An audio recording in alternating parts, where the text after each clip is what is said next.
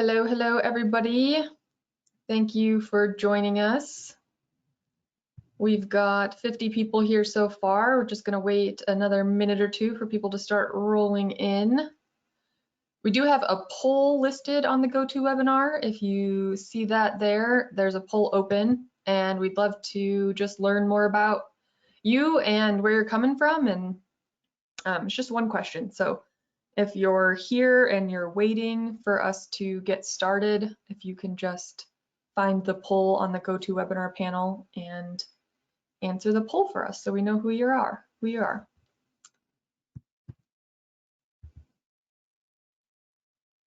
Awesome.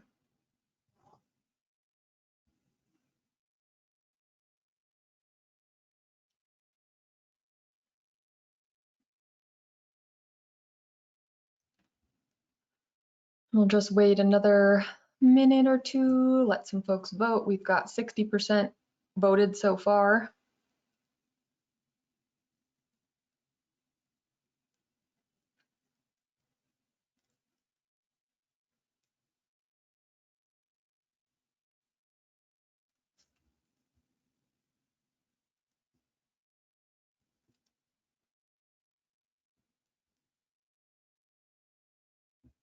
Hopefully everyone's doing well. It's usually a pretty busy week of the year, so we're grateful to have you joining us today. And it's a lot of, for the advisors and retailers and researchers out there, it's a busy time of year going through all the yield data and figuring out what we found out in our trials this year. Hopefully the growers in most of the US get to rest a little bit, but California and the South never rest. Amazing. Well, thank you for voting in the poll. If you did, it's just great to see who we have here. It looks like a majority of you are either independent agronomists, advisors, or growers, some retailers, and a few input manufacturers. So, diverse group of folks here today. Excited to dive in and chat about how we can use biological soil testing to better place biological products at the field level. So that's what we're going to be chatting about today. A few housekeeping items before we dive in. There's a question panel. If you have questions as we go, please drop them into the question box on the GoToWebinar panel, and we will get to the questions at the end. Hopefully have some remaining time. Want to leave 15-20 minutes at the end for questions. It's always good conversation.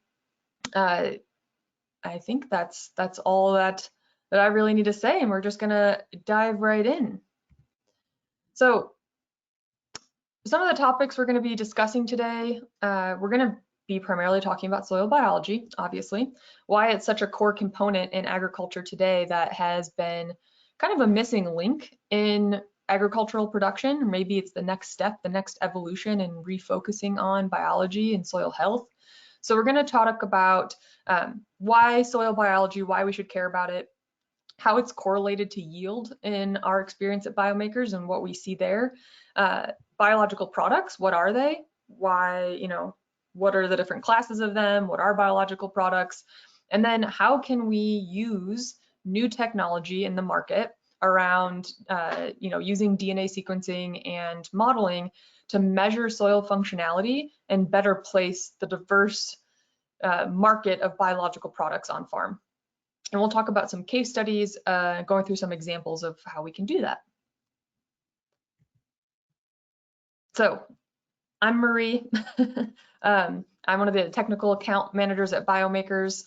I work with our ag input manufacturers, our retail clients, and sometimes growers to help understand how to position our technology within their business.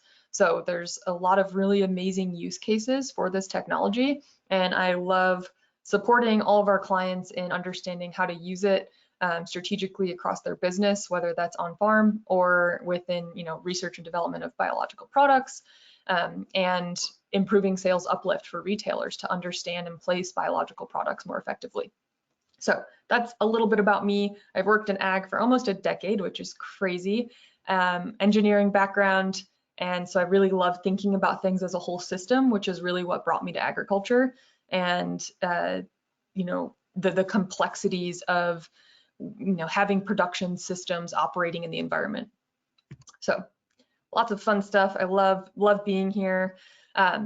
So let's just dive right in. We're going to talk about biological function. Why should we care about biology? What does it mean? What does it do?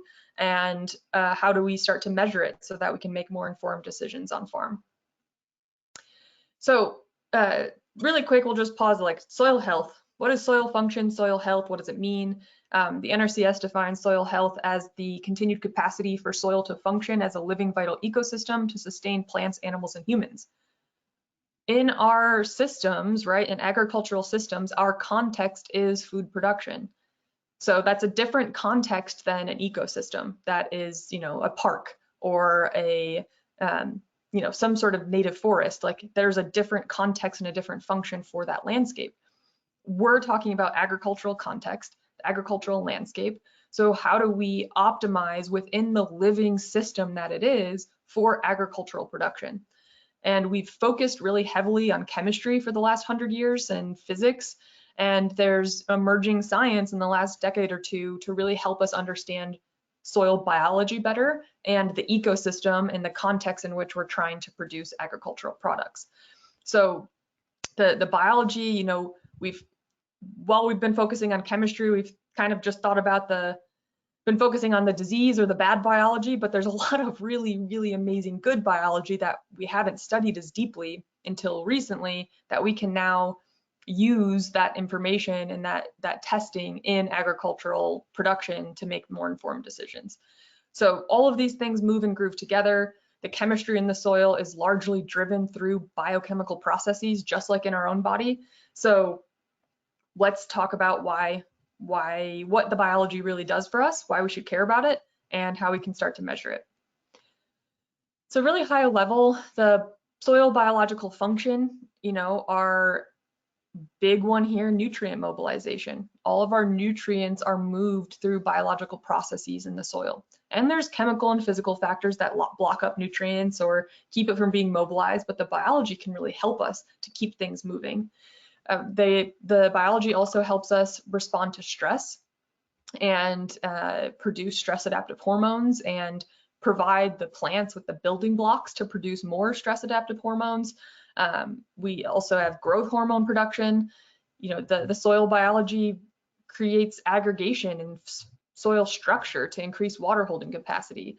And also can, you know, the pathogens are part of the soil biology, but on the other side of that is also the beneficial organisms that help us to be resilient to pathogens.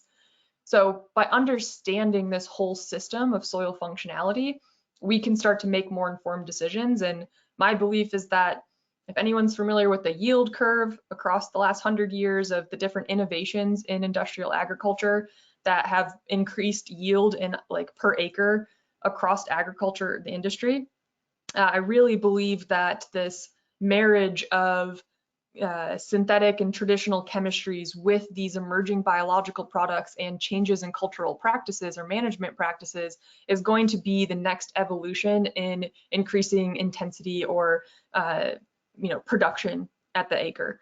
So really important to be thinking about these things, and I think this is going to take us to the next evolution, the next you know, the next place here in agriculture. So just diving in further, what things in like what role does the plant biology or the soil biology really have, and how does that influence yield? Well, if we think about like why we make fertility plans, we have goals around, you know, I want to produce 200 bushel corn. I'm going to put 200 units of N down. Well, I mean, I would like to see a raise of hands, which we can't do here, but like how often does that actually happen that we get 200 bushel corn when we put 200 units of N down? I don't hear a ton of cases for that, but the cases that I do hear where you get one-to-one efficiencies for the nitrogen or the fertilizer that you put down are on the fields that have really strong biological productivity and biological functionality. So you achieve maximum ROI on your other inputs by optimizing soil biology, because the role of the microbes promote plant health, nutrient availability, they promote abiotic stress tolerance, and they promote disease management. So when we think about all of these things and the reason for, the soil biology being so important, it really contributes to these key factors around yield influencers and ultimately contributing to the bottom line in ROI. Wanted to take a quick pause here and revisit the research or the disease triangle, which for those advisors and agronomists here, anyone with a background in agronomy should remember the disease triangle, which says that there's 3 major components that all need to be at the right level for disease to happen. All 3 have to be at the, have to be happening. So if we have a susceptible host, or plant health is a big portion of that triangle, and we have disease pressure and we have a favorable environment, that's when we find disease. But if you have a healthy host, low pathogen abundance or even high pathogen abundance, and an environment that is not necessarily conducive for disease, then we won't have it. So just to emphasize, like the plant health aspect is so critical in whether or not we have disease incidence, regardless of whether or not pathogens are present. And that's the same in our bodies, right? You get sick when you're stressed out or when you have low health, low health overall, right? So just wanted to stop there. We're at Biome Makers, we really think about things holistically. We want to study the whole ecosystem and understand what contributors there are to plant health overall that contribute to disease resilience. So we're not just we don't have tunnel vision around pathogens. We're looking at the whole system. So what, we talked about the function of biology. What purpose do biological products serve in the market? So if anyone's ever seen this graph, there's so many biological products in the market now. Everyone's making one. There's new companies coming onto the market all the time, and it's a busy, crowded market. It's complicated, complicated for growers to figure out what products they're, in this whole system would work for them. Complicated to know which ones do what, how they do it, and for agronomists and input manufacturers, like, how do we position these products? How do we differentiate ourselves in this busy market? How do we understand what's actually going to move the needle for grower? I hear time and time again examples from retailers and growers where they have products that they put down, and in some places they work amazing, and you have these 10-15% yield bumps, and you're really delivering on the ROI of that product per acre, and it's great, sweet. And then the other 60 or let's say 40% of the time, I don't know, 50% of the time, it might not do anything, and you're wondering, sitting there scratching your head, like, what is going on here? Like, why did it work so great here, and I was so hyped up about it, and I wanted to take it to all of my growers because it worked so amazing at these few locations, but didn't deliver in these other places, and now I've lost the trust of that grower, around maybe biological products altogether, because there's so much skepticism around the unknowns and the busyness in the market. So all that to say, biological products are designed to do different things. There's different types of them. The primary classes here up in the top right or left are crop protection. So you have your biocontrol agents to help control disease, either through actually controlling and eliminating the disease itself, being predatory to the disease, or providing beneficial organisms and plant health promoters that will help increase stress or disease resilience.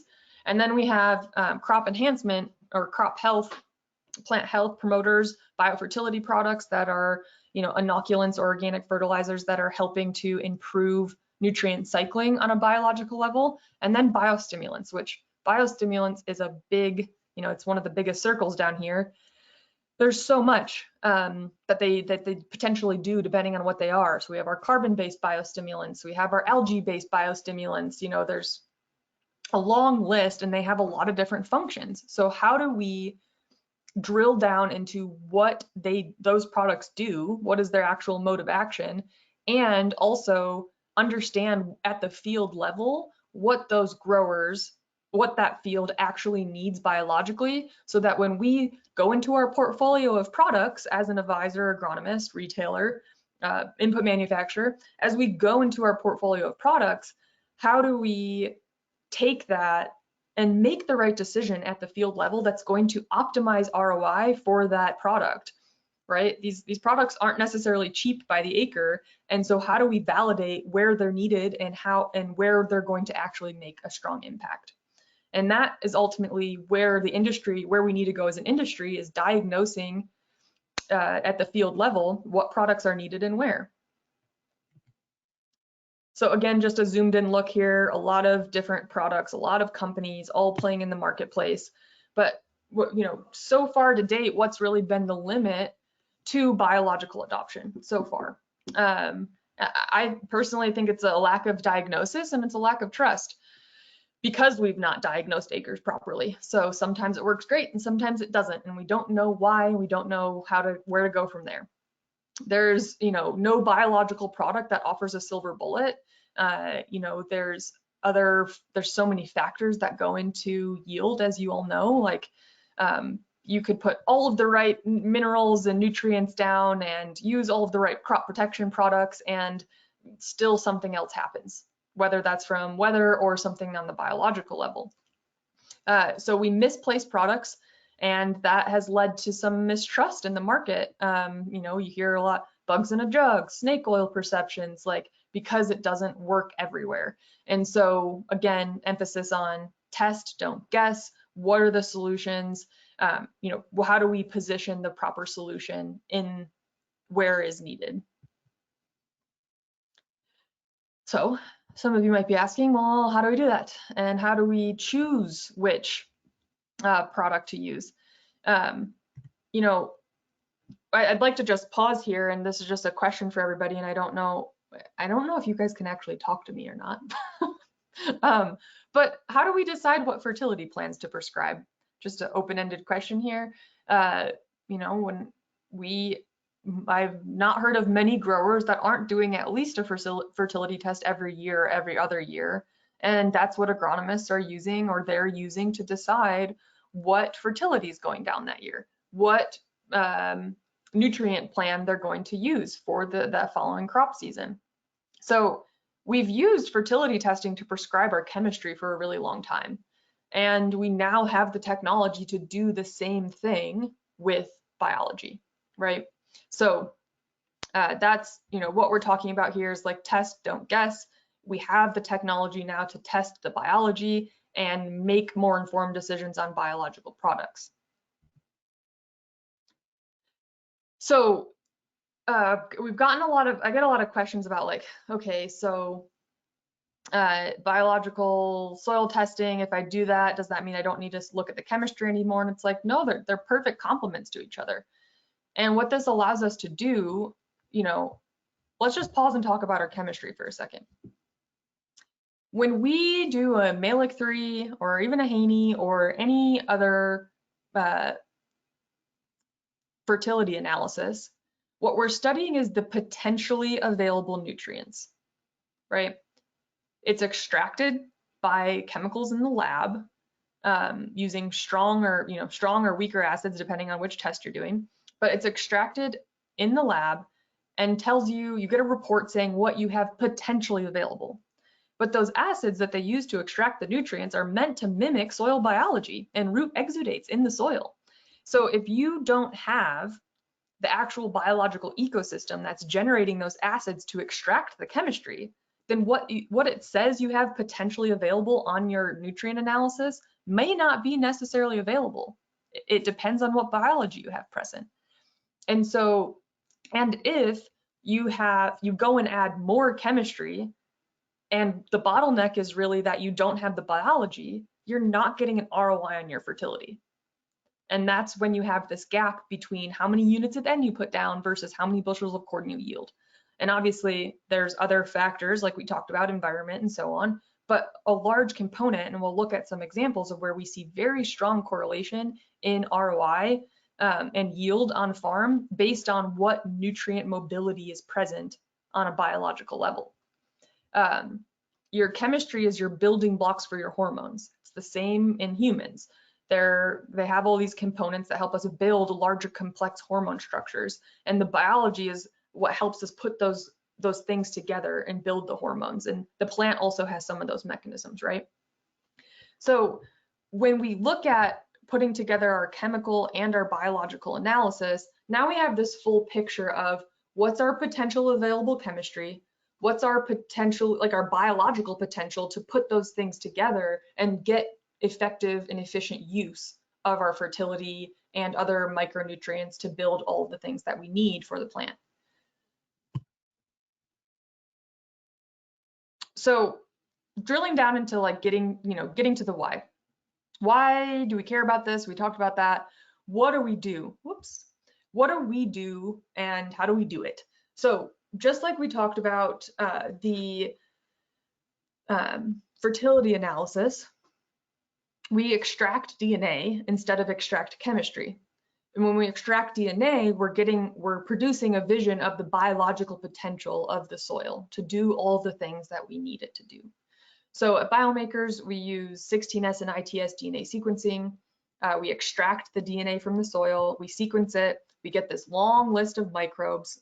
We have the largest taxonomic reference base and library for soil microbes in the world. It grows by millions of microbes every year. And so we take that long reference of taxonomy and we plug it through our modeling software to generate a functional report that takes this long list of microbes and turns it into something relevant for agriculture. So we can kind of decode and the soil intelligence and turn it into something that's usable for decision making on farm. So that's our kind of process of getting from soil to these functional reports that we're going to talk about that are designed to mirror and mimic the to be complements to your fertility analysis so that you can make decisions with both of them together.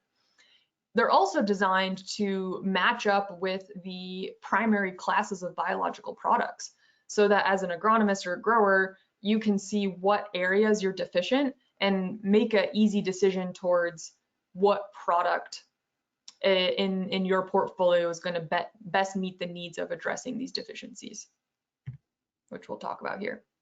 So there's a few different folks out there doing DNA soil testing. I wanted to talk about what BeCrop does.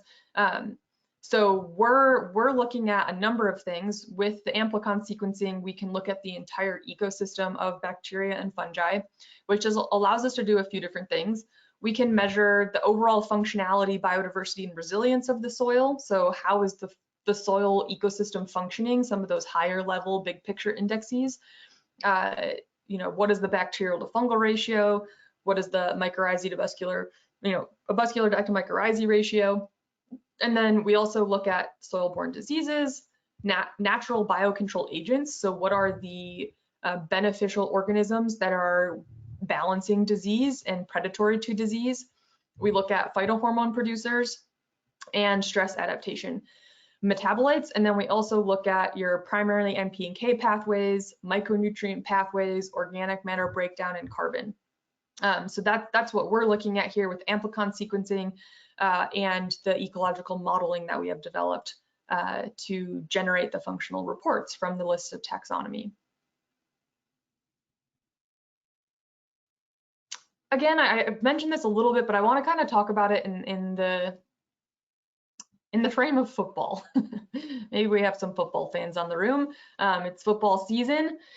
So when we understand biology and we do it at the same time as we understand our chemistry, let's say in the fall or the spring, or pre-planting, whenever you run your chemical analysis, depending on where you are in the country and your cropping system, we can understand disease pressure, which will help us inform seed selection, maybe even what crop we're going in with.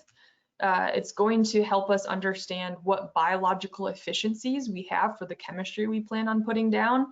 It's going to help us just, understand if we can prevent micronutrient deficiencies. So, I really think of this like being on offense versus being on defense later in the season when you're taking tissue analysis and you find out you have a calcium deficiency in your tomatoes, but they're already starting to express signs of that calcium deficiency. And now every day of stress impacts yield. If we knew, because of the biological mobility of calcium, if we knew that that was going to be an issue before we transplanted our tomatoes, we could inoculate the tomatoes when we plant them with something that helps to improve calcium mobilization and calcium uptake and prevent that deficiency from ever happening and that stress from being an issue. And so, you can think about it in terms of disease prevention, nutrient deficiencies, and all of these things that ultimately contribute to yield loss or yield drag. We can have better stress management for our plants on multiple factors by understanding the biological potential in advance. So I really like to think of it like prevention versus reaction, being on offense versus playing defense later when we've already had an impact. So why, I mentioned this a few times, but we've seen really strong correlations in biological function compared to yield. So I'm just going to walk through this really quick, and I don't know where these page numbers came from, so you can just ignore those. But this is one of our heat maps. So this is a collection of 27 samples from 27 different fields, and we have them ranked by high and low yield relative to average. And we can start to see some really strong trends. So we use yellow to blue index. It's more colorblind friendly than red to green. But we have very, very low is the yellow, very high is the blue. And we can start to see, and these are our different biological mobilizations. So how the nitrogen cycle is driven by biology, phosphorus, potassium, so our primary macronutrients. And we're looking at the trends across the mobilization of those nutrients in the biology based on what microbes are present to mobilize those nutrients. So you can just see, it's very visible. You can see a trend here of like the lower yielding fields had lower biological potential to mobilize these nutrients. The higher yielding fields had higher biological potential to mobilize those nutrients. So the nitrogen pathway, the nitrogen cycle was stronger in the higher yielding fields.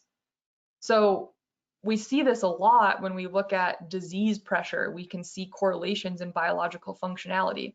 When we look at yield issues, we can understand and look at the difference and look at biological functionality and the trends there in high versus low yield or high versus low disease pressure.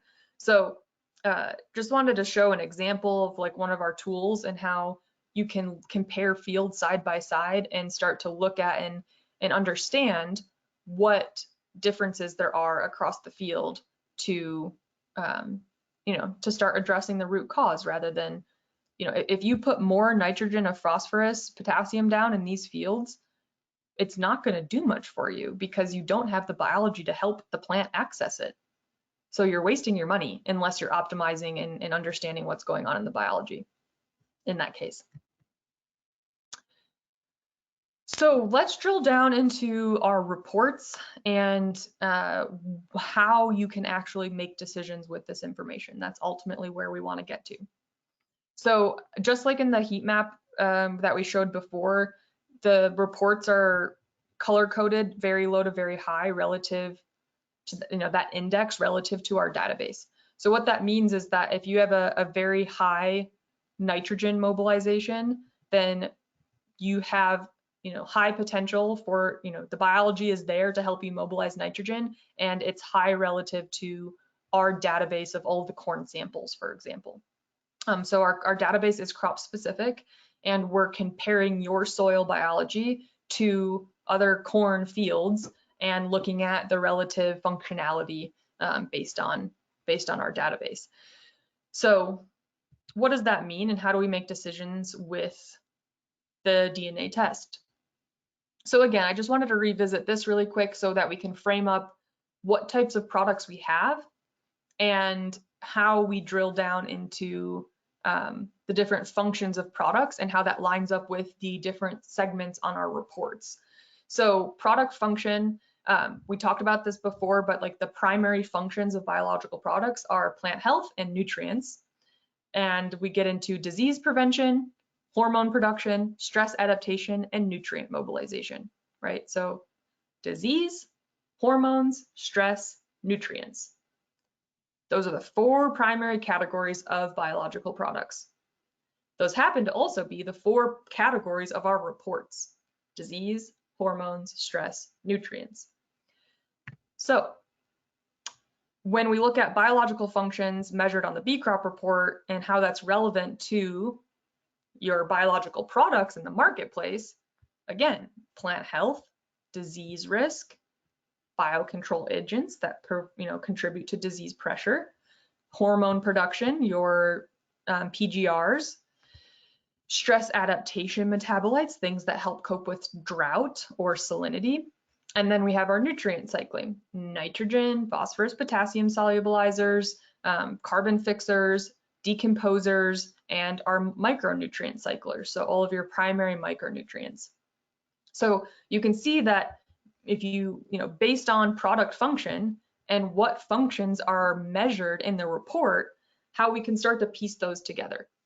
And I didn't include any slides on this because there's just so much to cover, but one of the things that we do a lot of is help these input manufacturers validate product performance based on these functions, so that you can really identify and validate the mode of action of your products based on functions that are relevant at the field level.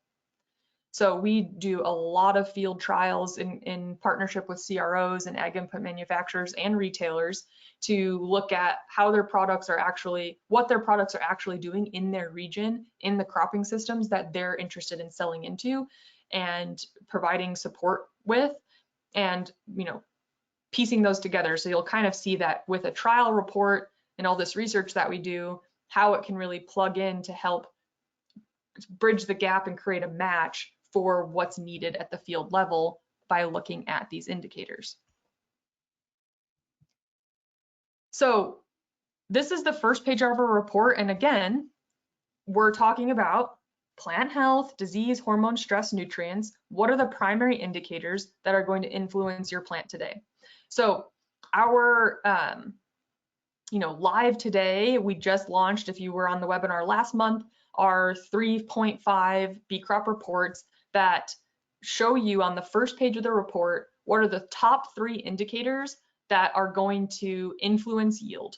It's based on our algorithm that uses the plant's hierarchy of needs and our research and highlights the top 3 indicators that you have that you should focus on immediately, right? So in this report, this is a report that we have from our database that shows that you have low potassium mobilization or solubilization, you have low nitrogen mobilization biologically, not necessarily fertility wise, and you also are producing low salicylic acid.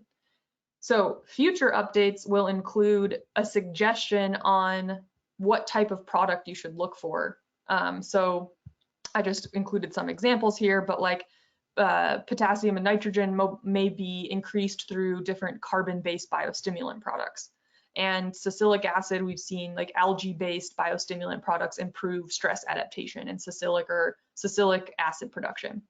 So keep an eye out for our future updates that will include more, still not specific products, right? But just give you some guidance and direction into your portfolio of what type of product will address these issues. But today, we can at least identify the top 3 issues and the lowest hanging fruit. And any good agronomist or sales rep should know what products in their portfolio will help address those top 3 issues, right? Hopefully. So if you dig into our report, we have over 36 indexes. What we wanted to do was funnel it into 3 top indicators that will help you make decisions. So let's drill down into a report a little bit further. As I mentioned, we have our fungi to bacteria ratio, and these are just high-level indicators, right? And this is kind of just a summary of the report, like we talked about our yellow to blue indicators, but we'll keep going. And again, we can look at all of the different indexes that are related to product type. So this first page here is disease. What is our relative disease risk? You can use this information to help inform, like I mentioned, seed selection, variety selection, any fumigation protocols that you want to implement based on your disease risk. And it takes into consideration also what beneficial organisms or things you have present to help with disease. And then we also have the hormone production side of things, right? Stress adaptation. I kind of have this prompting question here of like, what product would you recommend here? If you have low hormone production, right? Just looking at these top indicators, you know, okay, stress adaptation, but could be better in terms of drought protection, ACC deaminase and exopolysaccharide production. What would I search for in my portfolio if this were the report that I were looking at? I would probably look for a biostimulant that is algae or kelp based and maybe has some carbon components, fulvic or humic acids. So just as an example of like how you can start to make those decisions, and again, this really allows you to go deep into the different layers of it, but remember the top 3 priorities on the first page that you can make decisions from and go layers deeper if you'd like. Here's another example. What product would we recommend here? We have low nitrogen and potassium. In this case, we're going to look for a biofertility product, right? Something that is going to help us leverage nutrition, increase nitrogen pathway, increase potassium. You know, so I might look for certain species that help open up those pathways and find a product that has those.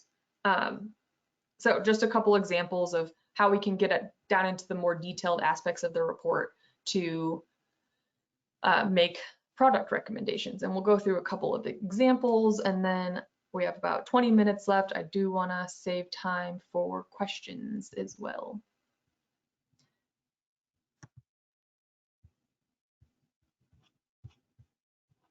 Awesome.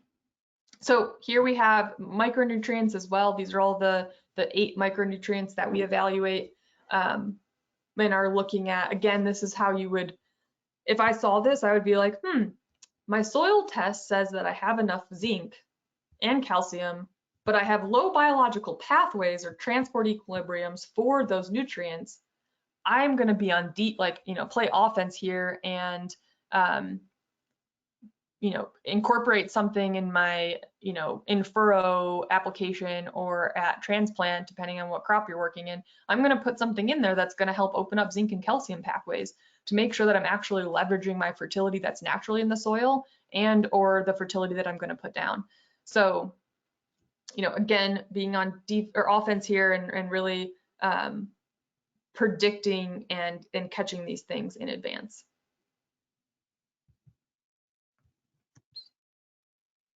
So let's look at a couple of examples. And I just want to see, I don't know, Sarah or anybody, if there are, how many questions we have so I have enough room for them. We're doing okay on questions? Okay, not too many questions, so we're doing all right on time. So let's talk about this case study.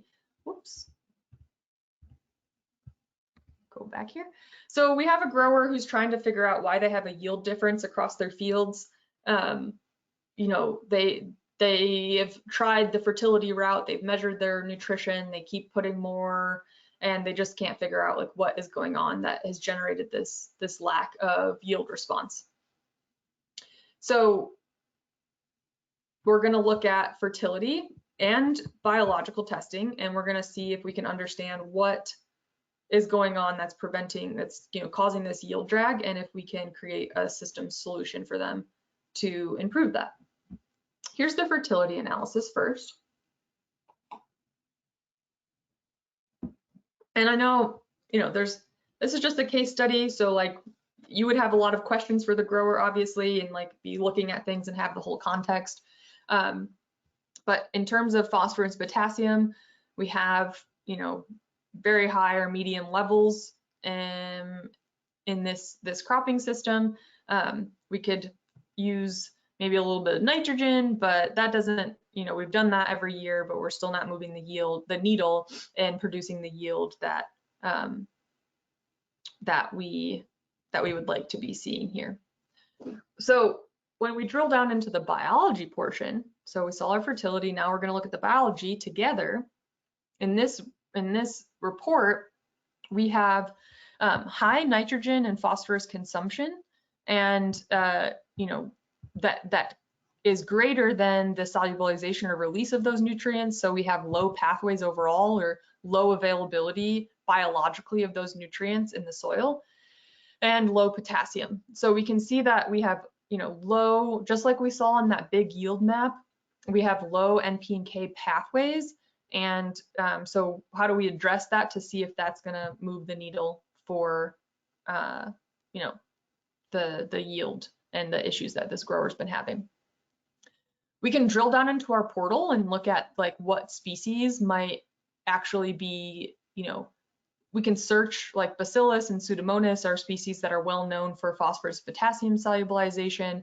We can see that in the lower yielding blocks that he had, that those species are quite low compared to his higher yielding blocks. So then we can see the correlation there, right? So now we can make this decision where, okay, I know that I have low NP and K mobilization. If, you know, this alone should help you make a decision, but we can drill down even further and look at certain species that we know and like understand if they're low relative to the higher yielding fields and make a comparison.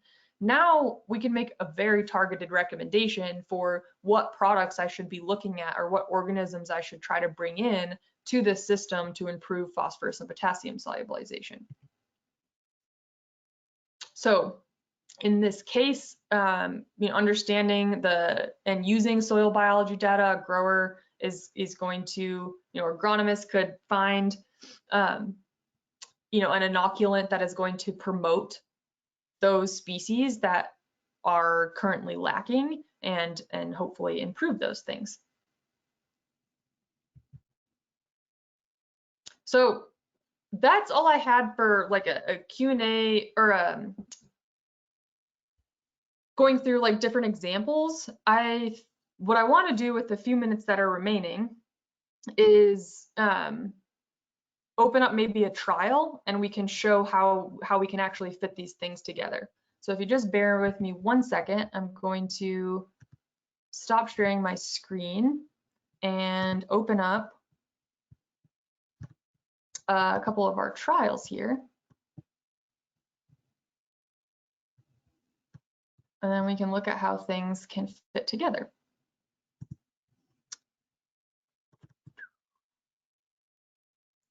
Bear with me 1 second here.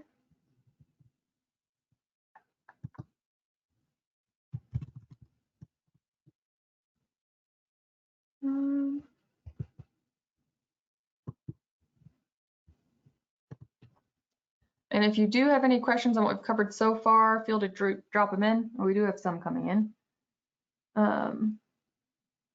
So maybe we can pull those up as well. Well, before we get into trials, whoops, let me get some of these questions answered first. Okay, so we do have some questions here. First question, I understand you can't recommend specific products, but is there a way to help bridge the gap between what types of products to recommend, such as phosphorus solubilization, yada, yada. So I hope that we answered that question in this last example, specifically around phosphorus recommendations. If you have any follow-up questions there, I'm not sure who asked that question, but do reach out to us and let us know. We can dive into it further. But I think that, you know, going back to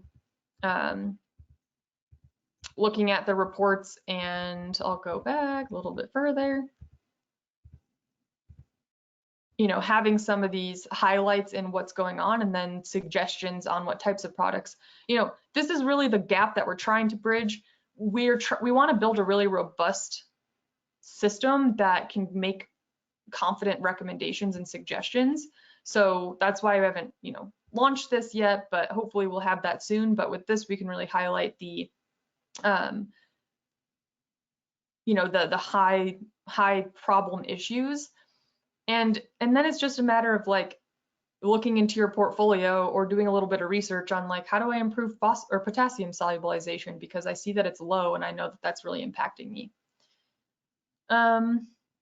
Next question. Do you have a guide of microorganisms that one could use to recommend to open up pathways for macro and micronutrients?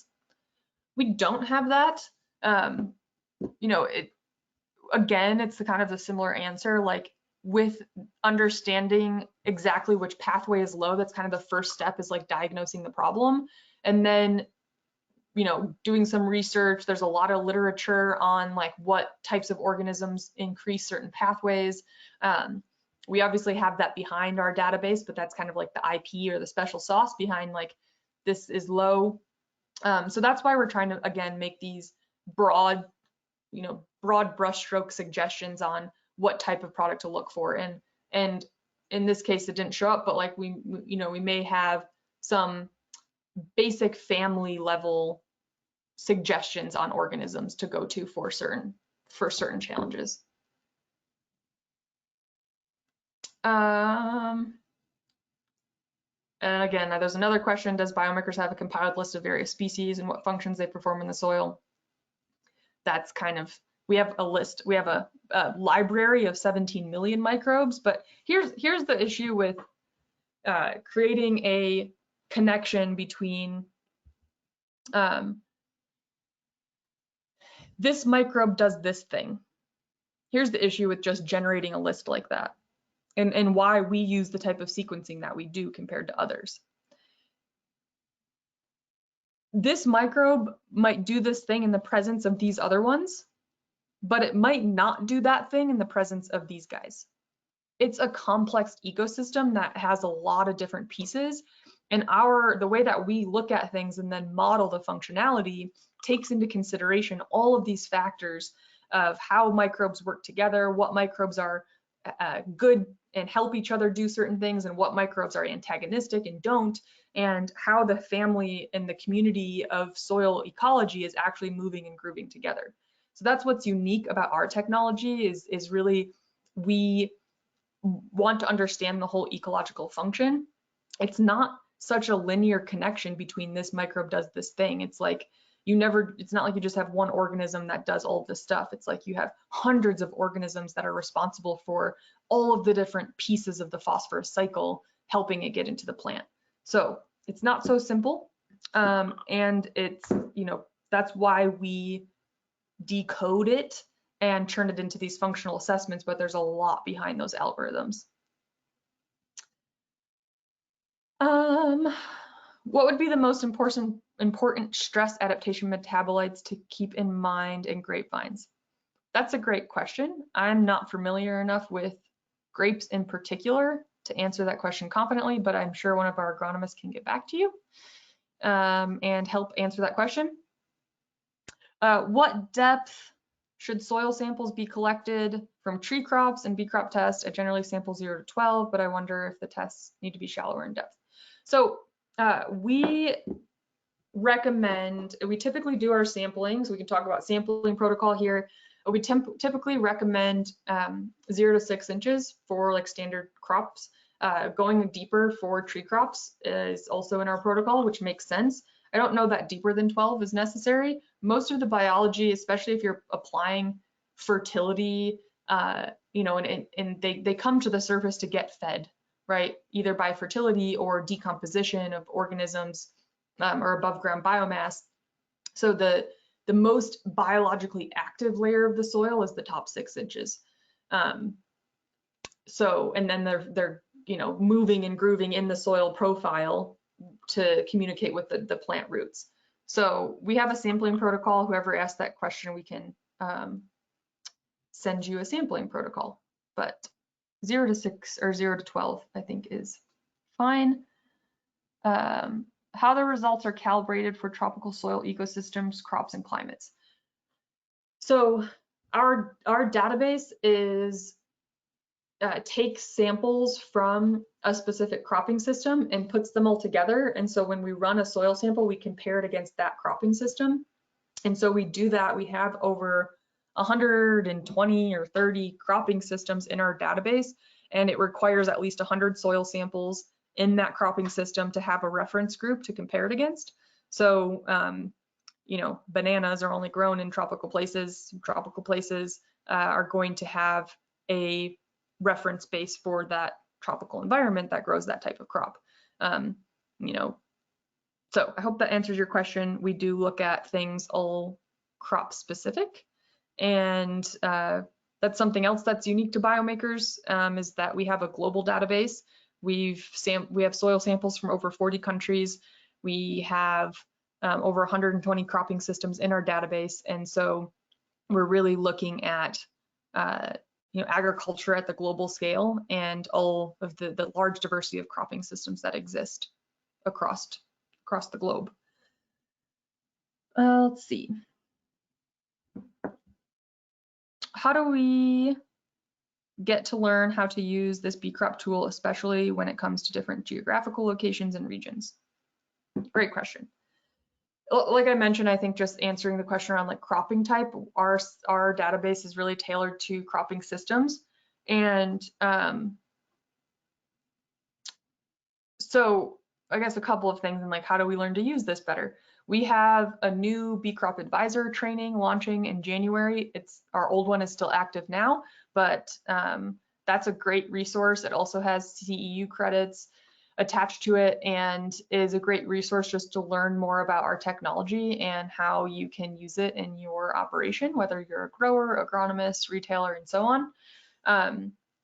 Also, I think that, like, you know, a lot of the work that we're doing with retailers and ag input manufacturers right now is understanding how products perform in different regions and different locations. And so I think that that's kind of a critical step in all of this, is actually measuring product functionality and product performance in different soil types. We've done large-scale multi-location trials looking across multiple geographies, multiple soil types, and you know, products perform differently in different environments. And so understanding what the products do in different environments is kind of the first step. And then we can then also understand in our geography and region, when we take a BeCrop test, that what's going on at the field level, and then start to bridge the gap there. This is a long question, so hold on a second, let me read it.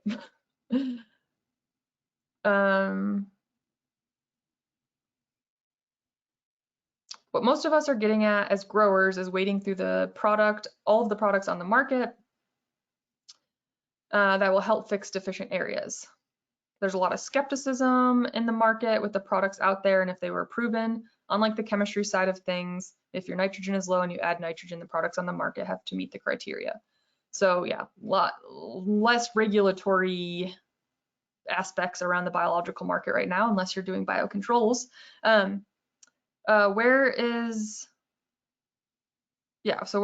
the market, I'm trying to get to the question here. So I think we're getting at, like, there's not a lot of regulation around biological products like there has been for fertility products that have to be proven. And I mean, again, that's like what we're doing in partnership with folks is, and input manufacturers and retailers, is actually showing and validating what their product does, and having, you know, us as a third-party partner to validate what that product does, because there's not a lot of regulation around it.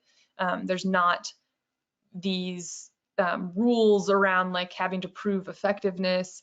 Some states are starting to do that, but again, they're all based on yield, which is a pretty hard, when your trials are just based on yield and stuff happens or there's other factors, you're not really capturing what the product really did and how it did it and why there was a yield bump or not.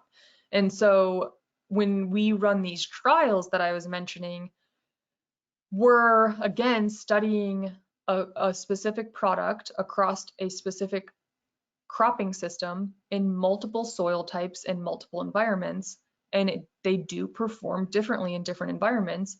And so what that is attempting to do is inform the retailer or the distributor of those products on the 60% of cases where it's going to perform great, and then the 40% of cases where it's not, and we don't try to put it there because that's a waste of money for the growers, to be totally honest, right? Like we ultimately, like, wouldn't you rather know what 60% of acres or 70% of acres it's going to perform amazing at, and just target your efforts towards those acres and not try to sell something to the 30% of acres that you know it's not going to do anything on? It's like our fertility analysis, right? If you have a grower that already has enough phosphorus, you're not going to sell them phosphorus. You're going to say, you don't need phosphorus this year. Let's see what else we need to do, right? We need to be able to do that with biology. Hey, you have great hormone production in your soil. We don't need to add a biostimulant to increase hormone production. That's already really high, but you do have deficient nutrient mobilization on a biological level. Let's address that. Like, I've not seen, I think I've seen like one soil sample that came into Biome Makers, or one farm where everything was blue. That is so rare. So in blue being like all of their metrics were high and they were just like booming. And it was a biodynamic perennial cover crop vineyard in California. It's the only time I've ever seen that. So like, the chances are you're always going to have something to help them in terms of biological products, but knowing what they need, what that field needs, is going to help you actually position something that's going to move the needle and improve ROI for the grower. And as an industry and market, there's still a lot of questions to be answered around if we improve biological mobility, nitrogen mobility, and how much or can we back off on nitrogen, and by what amount? And same question goes for disease pressure. And as an industry, I think we're still answering those questions, and running these types of analysis can help us get there. So I think we're running up on time here. One more question: how does the time of year affect the results of the BeCrop test? Very, very little, to be honest. So there will be more variability across 2 different fields in a different region than there will be across one field in the whole year. So there might be a 5 to 10% variability throughout the growing season based on phenological stage of the plant, environment, but you could find a 20% difference if you go a few fields over. So the time of year, in terms of what time of year should you sample, do it when it's most cost effective and efficient for you to get into the field to sample. Most of our agronomists and retailers are sampling in the fall when they run their fertility analysis. So that's a great time to run biology analysis as well, so you have that information to inform your decisions. Along the similar lines, how many homogeneous acres or hectares does one sample cover? So we typically recommend that one sample is representative of a management zone. So we don't recommend grid sampling, but we recommend zone sampling. And typically that is, no more than 100 acres that you're sampling with one sample, which is a composite. So you're taking, 10 to 20 cores, and you're turning it into one composite of that representative of that whole management zone. I think I got through all the questions. So I didn't get to talk about trials very much, but we've done webinars on our trials. If you're interested in like diving into that side of things more, and how we're partnering with input companies and retailers to validate product performance, so that they can have that information in the hands of their growers, or the hands of their reps and agronomists, to understand exactly what their products do in terms of functionality, and then use the BeCrop test to diagnose the acre, just like you do for fertility analysis. So you're actually positioning products that are needed and at that field level. So yeah, I think that pretty much covers it. We covered a lot of stuff here. If there's any other questions, please reach out to us. I didn't have my email included in here, but you can find me on LinkedIn, Meri Mullins, MERI.MULLINS at biomakers.com if you want to reach me, but you can also reach out to our general chat line and we'll find someone to help you answer those questions. So thanks for being here, everyone. Enjoy the new year, and hopefully you have some time to rest and recover, enjoy time with family, no matter where you are in the world. And yeah, wishing everybody a happy new year.